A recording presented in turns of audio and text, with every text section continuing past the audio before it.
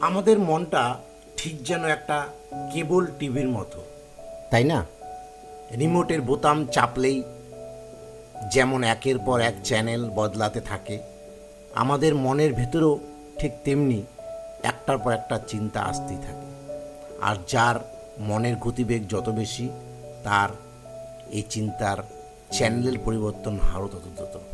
নমস্কার বন্ধুরা, সবাইকে সুনন্দর মোটিভেশন চ্যানেলে স্বাগতম।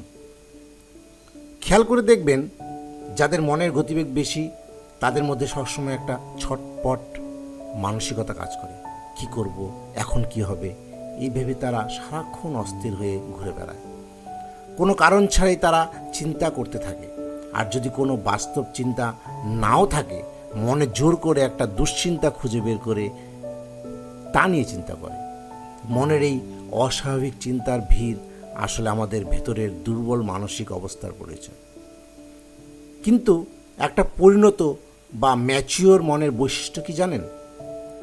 একটা পরিণত মন চাইলে যে কোনো চিন্তাকে যতক্ষণ খুশি ধরে রাখতে পারে, আবার প্রয়োজন ফুরিয়ে গেলে সম্পূর্ণ চিন্তামুক্ত অবস্থায় শান্ত হয়ে থাকতে পারে।